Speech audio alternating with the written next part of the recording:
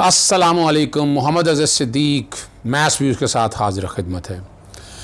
Election reforms के बारे में या चीफ इलेक्शन कमीशन या इलेक्शन कमीशन ऑफ पाकिस्तान के रवैये के बारे में आइनी हदूदों क़यूद लिमिट्स बाउंड्रीज की जो लिमिट है और इलेक्शन एक्ट 2017 फिर हिस्ट्री के हवाले से रिप्रेजेंटेशन ऑफ पीपल एक्ट 1976 फिर rules 97 election act 1975 senate election act ना बाकी इन सब चीज़ों को बगौर जायज़ा लेने के बाद बड़ी जद्दोजहद की इमरान खान साहब ने 4 हलकों से मामला शुरू हुआ और धरने तक गया और फिर अल्टीमेटली जब इलेक्शन इस्लाहत का कहा गया इलेक्शन इस्लाहत हो भी गई लेकिन किसी को एतबार नहीं। वजह क्या है कि हर जो गवर्नमेंट होती है वो इस कोशिश में होती है कि वो इस तरह का कानून बनाए जब कल उसको अपने फ़ायदे हासिल हो सकें और यही वतीरा रहा। कोशिश ये की जो कि बुनियादी तौर पर इलेक्शन एक्ट में तरमीम जो है उस वक्त PMLN कर रही थी और पाकिस्तान तहरीक इंसाफ ने उस तरह साथ भी नहीं दिया।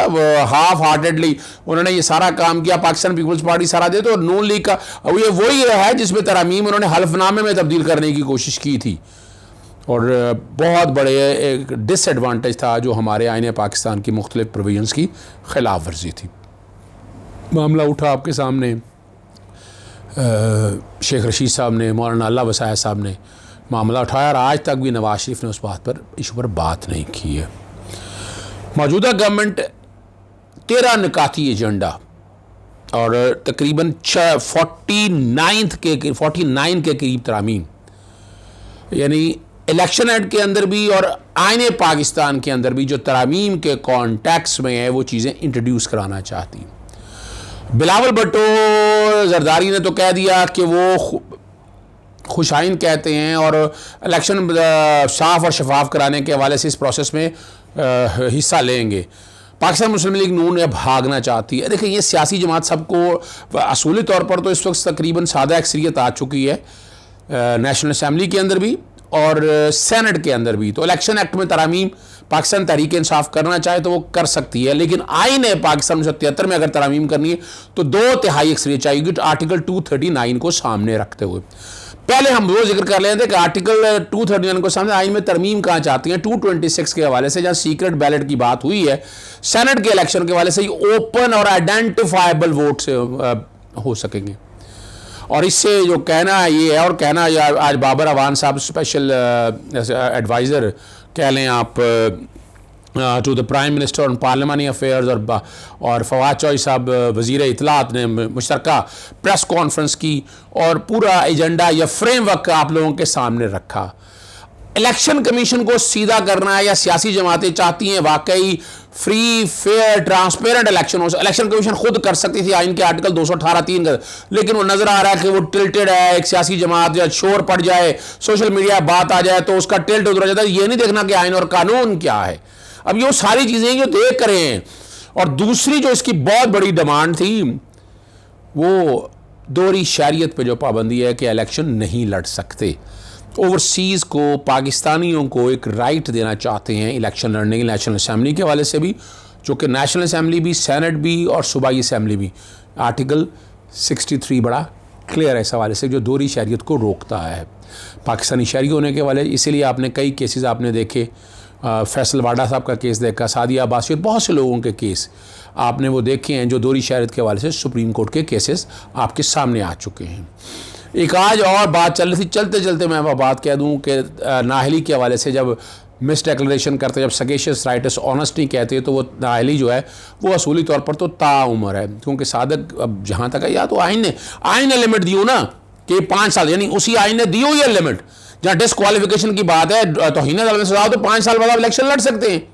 लिखा हुआ है सरकारी ओहदा आप रखते हैं सरकारी ओहदे के 2 साल बाद आप इलेक्शन लड़ सकते हैं। आईने पाकिस्तान ने जब कदगन नहीं दिया तो नहीं हो सकती ना।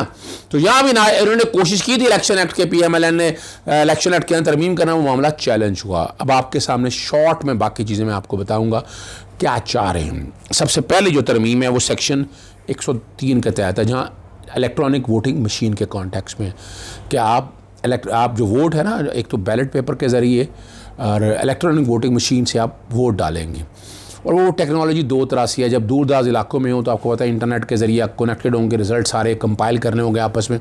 लेकिन वो ओपन आइडेंटिफाइबल वोट यानी होगा सीक्रेट बैलेट के ज़रिए।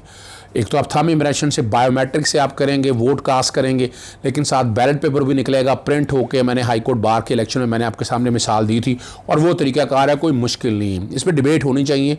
और ये सारा मामला जितनी तरामीम है ना, ये these amendments are open to discussion, जिसमें सहाफ़ियों के साथ, सिविल सोसाइटी के लोगों के साथ, वोकला के साथ, बार काउंसिल के साथ, बार एसोसिएशन का, सबके साथ वो खुले दिल से चाहते हैं डिस्कशन हो और बड़ी ओपन डिबेट हो, ताकि ये प्रोसेस हम एवोल्यूशन की तरफ जाएं, हम आगे की तरफ जाएं, इस बात को सामने रख। तो ये एक अच्छी सजेशन है, इस पर नहीं कबूल होगा। जिन्होंने धांधली करनी है, धांधली कैसे करनी है, बड़ी सियासी जमातों में याद रख लो, पाकिस्तान पीपल्स पार्टी हो जाए, PMLN हो जाए, इसी तरह PMLN को भी जान इनके अपने हल्के जाली वोट बनाए हुए उन्होंने, ये मैं बता दूं आपको। और उसके लिए भी तरामीम को की है। मैं आगे बात करता हूं कि क्या तरामीम तजवीज़ की। दूसरी तरामीम जो है वो सेक्शन 94 के कॉन्टेक्स्ट में right to vote to overseas Pakistani, जो बैरून मुल्क हमारे एक्सपेट्रिएट्स हैं, जो हमारे मुहब्बे वतन है, जो पाकिस्तान से प्यार करते हैं, पूरी दुनिया में आप लोग प्रोग्राम देखते हैं और बड़ी सजेशन आती हैं, बाखुदा बहुत खुश होता है कि बाहर बैठे हुए जितना धड़कता दिल उनका पाकिस्तान की मोहब्बत में, कई दफा मैं हैरान होता हूं उतना पाकिस्तानी में नहीं होता यहां पर, जितना जो बाहर बैठे आप लोग मोहब्बत, दर्द दिल रख कर बात करते हैं। आप पाकिस्तान से लगाव की बात करते हैं, आप बात करते हैं पाकिस्तान में जो हमारे अदालती निजाम में जो प्रॉब्लम चली आ रही है, जो बाकी इशू में प्रॉब्लम चली है, आप उसमें हर एक पे बात करते हैं, खुल के बात करते हैं कि निजाम बेहतरी की तरफ चला जाए। सेक्शन 102 में तरमीम है, सियासी जमात अगर रजिस्टर्ड होना है तो 10,000 मेंबर हों, तब आप सियासी जमात के तौर पर रजिस्टर्ड होंगे। एक ये तरमीम तजवीज़ है। फिर सेक्शन 213A के अंदर कि हर सियासी जमात जो एनुअल कन्वेंशन करेगी, सियासी जमातों को आप बात डिस्कस करेगी, पार्टी कारकर्दगी पार्टी करके डिस्कस नहीं होती।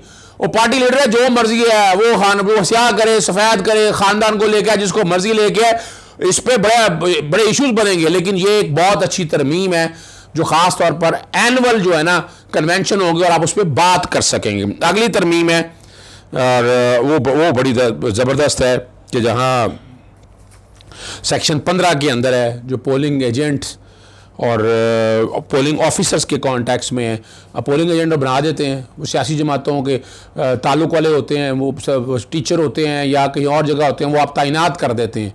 उसकी तैनाती को चैलेंज कर सकेंगे 15 दिन के अंदर। ये भी एक अच्छी, बहुत ज़बरदस्त एक अच्छी प्रपोजल है बेहतरी की तरफ ले जाने के लिए, ताकि सिस्टम को इवॉल्व हो सके ना, बेहतरी की तरफ जा सके। दूसरा जो है इंतखाबी फरिश्ते जो हैं, इलेक्टोरल रोल्स हैं, वो नादरा के मुताबिक, वो पॉपुलेशन वाइज कंसेंसस मुताबिक नहीं हो सकेंगे। ये फेयर मोस्ट है। आबादियों की बुनियाद पर हल्का बंदी ख़त्म हो जाएगी, नादरा का डाटा जो है ना वो सारा इस्तेमाल होगा। ये वो बुनियादी तौर पर आपके अंदर छोटी छोटी चीज़ा चीज़ें हैं जो आपके सामने रखी हैं, और ताकि क्लैरिटी आ सके। और सबसे मज़ेदार जो बात है, वो अगली बात मैं करना भूल ही गया।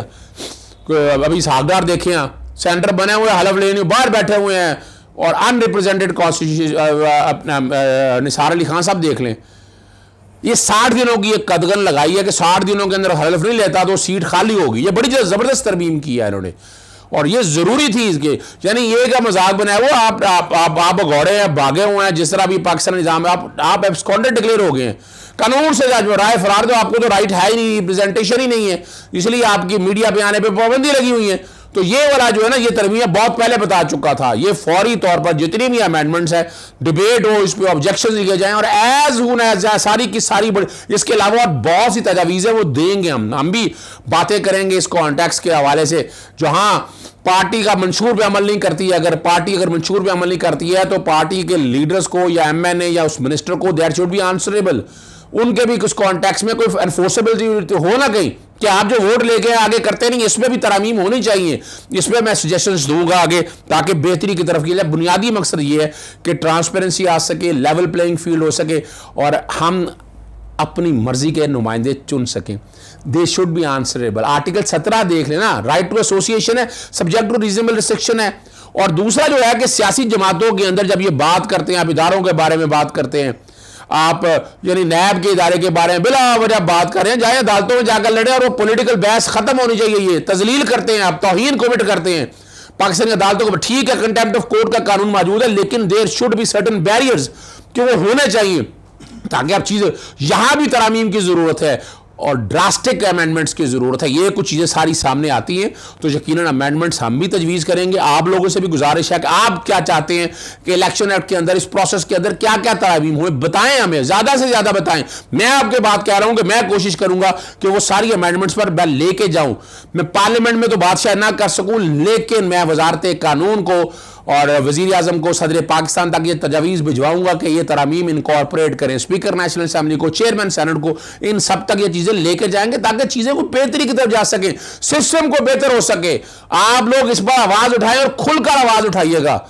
आगे जाने से पहले मैं बता दूं आपको दो बातें हैं। आपने वॉल्यूम 10 के हवाले से बात की आपने और हुदैबिया के हवाले से, इन दोनों पे मैं बड़ा तफसीली प्रोग्राम करने वाला हूँ। वॉल्यूम 10 के ऊपर भी, वॉल्यूम 10 है क्या, और ख़ास तौर पर हुदैबिया पेपर मिल के हवाले से क्या चीज़ मैं बात करना चाहता हूँ, वो भी मैं जल्द ही बात करूँगा। इंतज़ार कीजिएगा।